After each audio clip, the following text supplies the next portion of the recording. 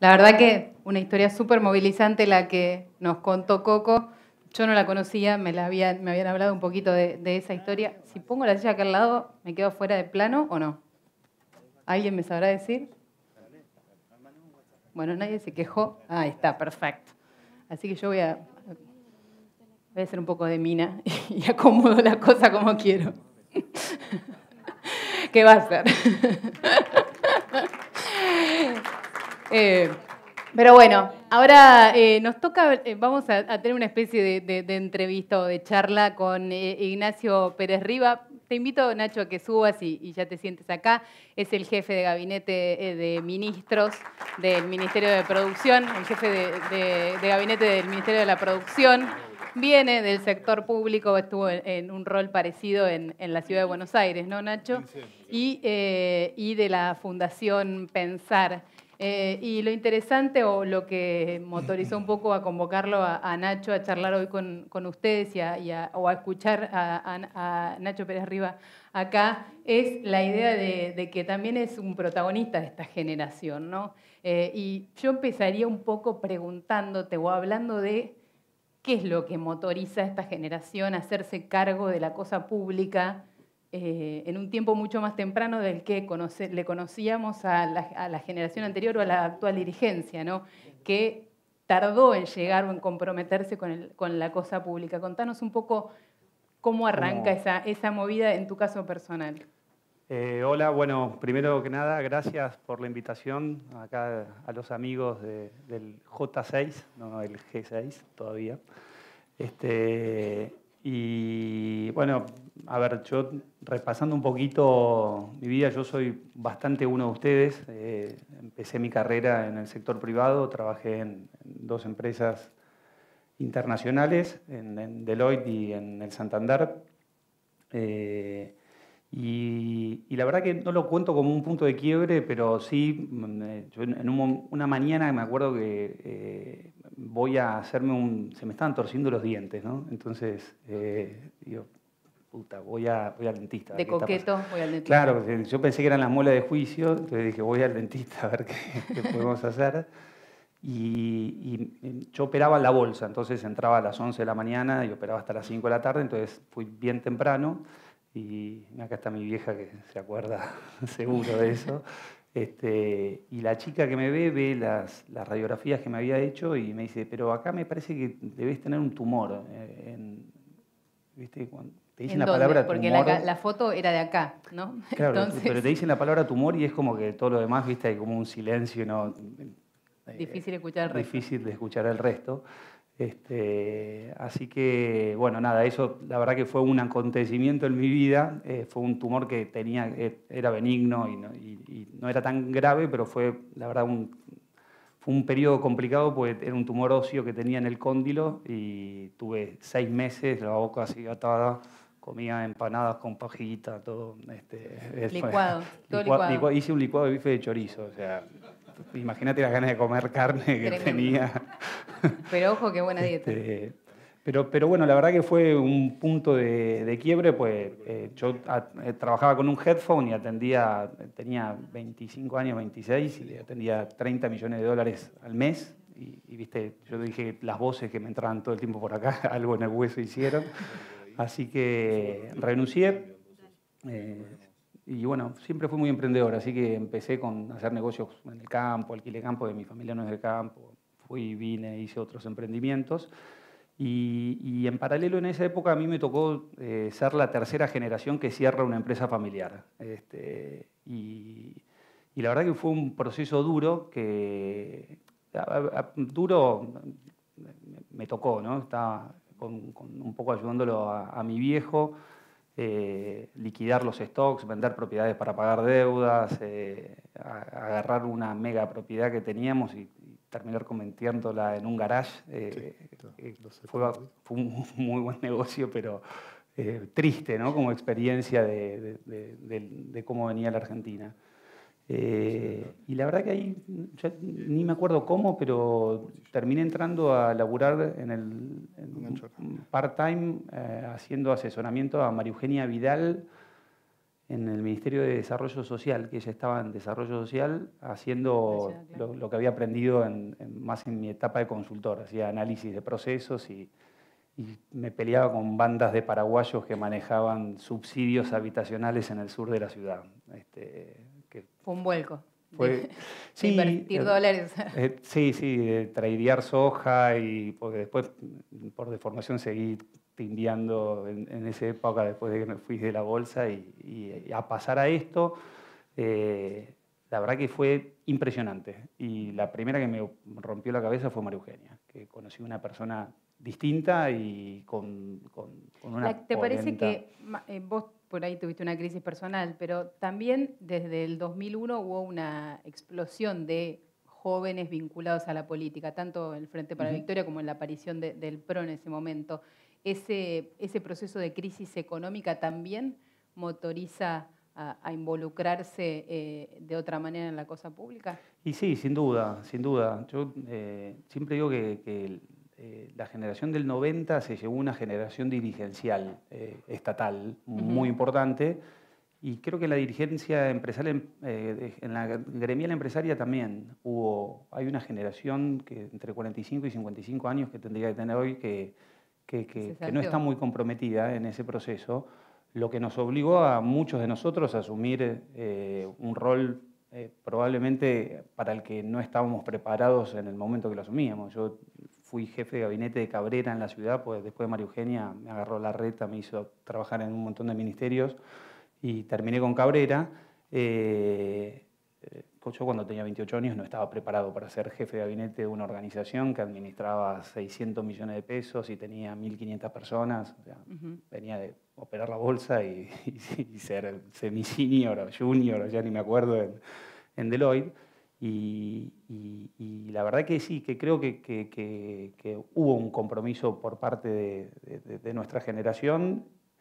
Y yo por ahí hablando más de lo que me tocó vivir como experiencia, pues no sé cómo sucedió en el kirchnerismo, pero en donde me tocó a mí transitar mi carrera pública, una dirigencia con mucha conciencia de la necesidad de involucrar a los jóvenes y dándonos muchísimo lugar, muchísimo lugar. A mí, yo siempre, ahí me cargaba algún periodista que decía que yo era el hombre que manejaba la producción y el ministerio. Y la verdad que no es así. Yo tengo un gran jefe que me ha dado muchas libertades para poder desarrollarme, para poder armar equipos, y creo que eso es una gran virtud, ¿no? Que también bueno, la veo, pero no vas a adular a tu jefe ahora. No, sí, lo voy a hacer, lo voy a hacer. Contanos un poco cómo es cuál es la mirada de transformación que tienen desde el ministerio y desde tu rol. Y esto empieza antes del gobierno, en la Fundación Pensar. Bueno, yo en paralelo a mi trabajo en la ciudad era uno de los directores de la Fundación Pensar, y a mí me tocó organizar lo que terminó siendo el Ministerio de Producción. Y la verdad que fue una muy rica experiencia porque nos pasaba dos cosas cuando organizábamos lo que nosotros entendíamos que era la transformación. Primero, en el proceso de ir conociendo gente fuimos bastante heterodoxos en encontrar gente de distintos perfiles, ¿no? Entonces, yo qué sé. En armar un equipo diverso. Sí, porque acá está Caro Castro, que es subsecretaria PYME, que era la presidenta de Huilla Joven, que la conocí poco y acá la conocen todos. Acá la conocen todos. Me gustó en perfil y me acuerdo que la llamé, estaba yéndose a Qatar, a no sé dónde, le digo, ¿querés ser subsecretaria PYME? Y no podía creer, ¿viste?, que le ofreciera eso. Y tenía algo de conocimiento sobre el ecosistema PYME que nosotros no teníamos. Ella venía de una PYME exitosa, la subimos. Después Martín Echegoyen, secretario de Industria, que a priori había todo un prejuicio con respecto a Macri, que iba a abrir todo, iba a romper todo. Entonces todos andaban con un poco de temor. Y armamos un equipo muy heterodoxo que nos ayudó mucho en ese ida y vuelta a terminar consolidando el plan estratégico que hoy le llamamos plan productivo, que hace a lo que nosotros entendemos que debiera ser el futuro de la economía argentina. ¿Y dónde están los puntos centrales de ese plan, o que Mira, poner el foco mirando el corto, el mediano y el largo plazo? Me voy a sacar el cassette porque Andrés Peña, si no después me mata, pero sin lugar a dudas creo que el diálogo es lo más importante. Aunque suene a frase hecha, es impresionante que por más de que nos toca dar muchas malas noticias, nos ha tocado en estos 10 meses dar muchas malas noticias y veo ahí gente que hace así con la cabeza, la gente siempre agradece el diálogo que nosotros tenemos y la apertura que tenemos para escuchar y creo que ese cambio cultural es muy rico y muy importante.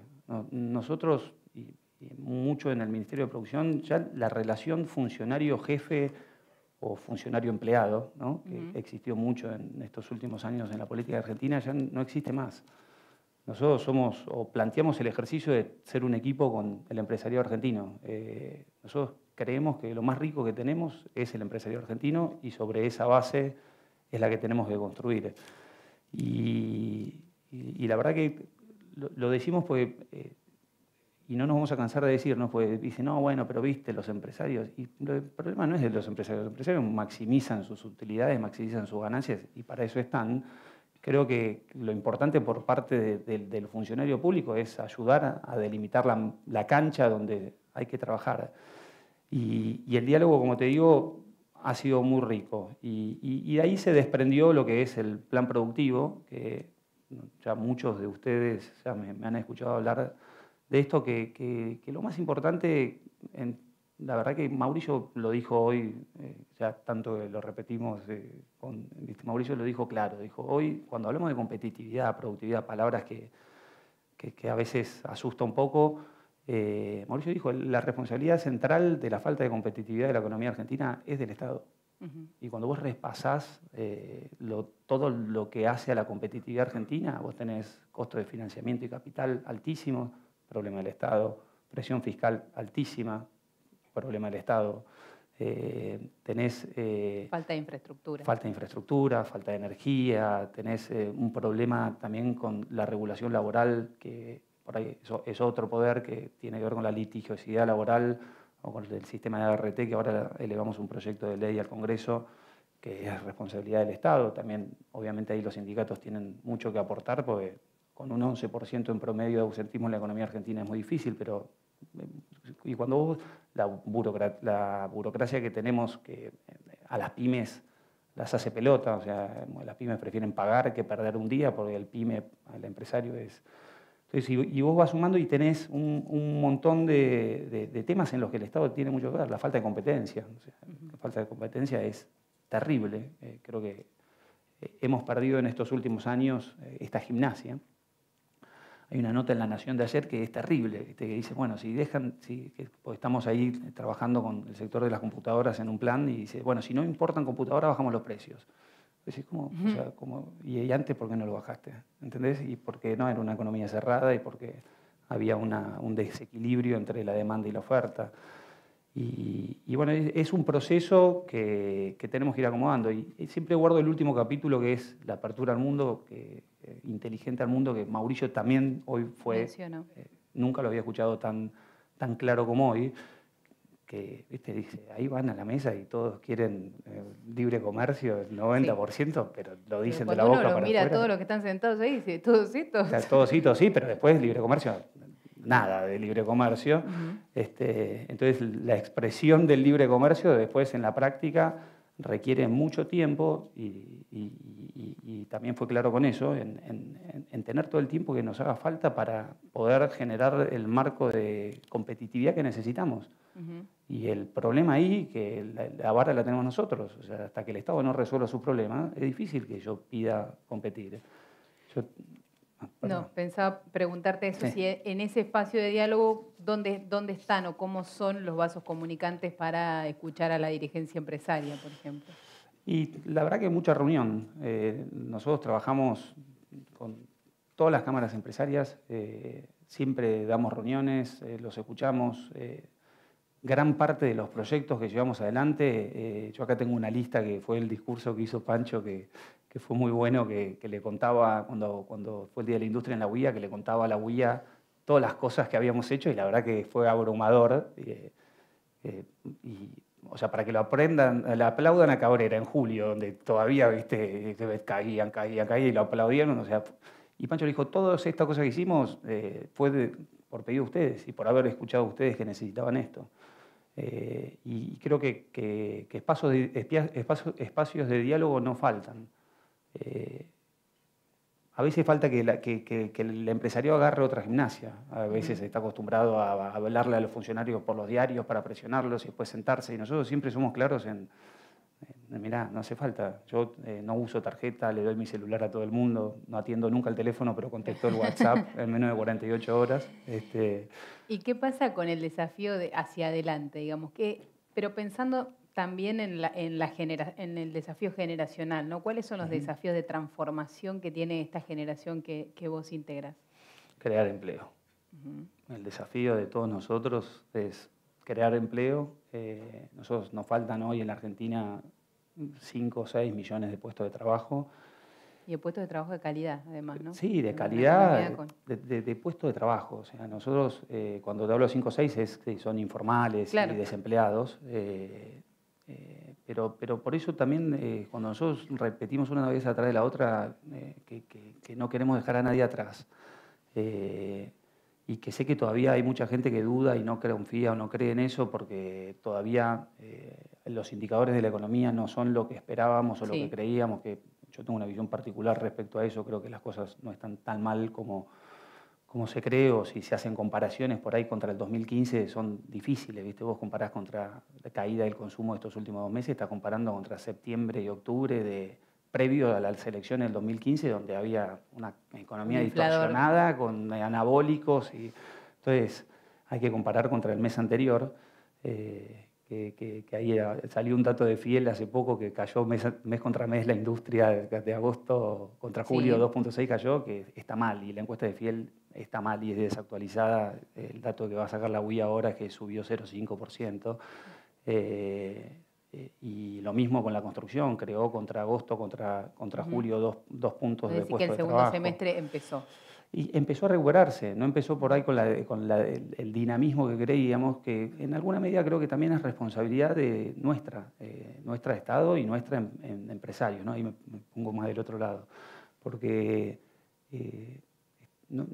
nos cuesta hacer negocios sin inflación. Entonces estamos todos, ¿viste? O sea, después de 10 años de inflación, de 700 puntos de inflación, mucha de la economía se había tornado financiera, ¿viste? ¿Quién era hábil para marcar los precios de tal y cual manera, con una demanda claramente que tiraba? Y en este momento donde la demanda no tira tanto como antes, creo que el ejercicio grande es ser, como empresario, estar mucho más dedicado a la competitividad para ganar los puntos de mercado que se necesitan. Y ahí es donde estamos ahora, como digo yo, atravesando el peor momento, que es recuperando de la caída y con mucha ansiedad. Todo con mucha ansiedad y también con sectores que están atravesando mucho estrés y con problemas y con mucha dificultad, que nosotros lo sabemos, que nosotros lo sufrimos, que nosotros lo entendemos. Por eso, cuando el otro día en la mesa del diálogo para la producción del trabajo discutíamos con los sindicalistas que la verdad que fue una grata sorpresa el sindicalismo argentino y la reacción de este año, impresionante. Si bien el salario o el salario real en dólares de la media cayó alrededor de 10 puntos, cuando vos lo ves contra las compensaciones que nosotros pusimos del Estado, AUH, tarifa social, la extensión de AUH a los monotributistas y algunas medidas más, hubo una compensación. Y el Estado hizo una transferencia grande, hizo una transferencia de 150.000 millones de pesos este año para paliar el problema y la dificultad social que tenemos. Nacho, ¿qué mensaje le dejarías a los jóvenes o a los dirigentes empresarios jóvenes y a los que quieren mirar de cerca la política también? Del lado de la gremial empresario, del lado de la política partidaria, ¿no? Mira, yo hablo mucho con ellos y sí, te conocen todos. Ya estamos. Nos tenemos que ir, pero estamos bien, vos podés estar tranquilo. La verdad que hablo mucho con ellos y tenemos mucho diálogo y lo vamos construyendo juntos el camino, porque de nuevo acá no hay iluminados. Lo único que sí me gustaría es que nos saquemos el mote de jóvenes. ¿Cuántos de acá son padres? A ver. Sí. viejo, si mantiene una familia... Pues joven yo creo que es la manera en la que nos estigmatizan los grandes para que... ¿viste? Nosotros somos protagonistas, no somos jóvenes. Claro. Y la verdad que es muy importante entender eso y hacerse cargo de este proceso. Y con esto no estoy diciendo... Esto tienes una guerra generacional de desplazar a los más grandes, porque claramente existen puntos de contacto y puntos de complementariedad y no de desplazamiento. Y la verdad que en eso es donde yo creo que radica, sin lugar a dudas, el enorme futuro que tiene Argentina. La Argentina, con lo que pasó el año pasado, y olvidémonos de Macri, porque no es una cuestión de que ganó, cambiamos. Yo creo que la Argentina eligió cambiar para siempre. O sea, eligió cambiar para siempre en todo sentido. Ya no hay más posturas dominantes de pensamiento, ya no hay más iluminados que nos dicen cómo y a dónde tenemos que ir, ya no hay más verdades reveladas. Creo que la construcción que estamos encarando, que es difícil, muestra una maduración. Y yo creo que los datos de cómo la sociedad reacciona, creo que es el mejor ejemplo de eso. Vos ves un gobierno que tomó decisiones muy difíciles y ves a los dos principales gobernantes, que son Mauricio y María Eugenia, con una imagen todavía muy buena.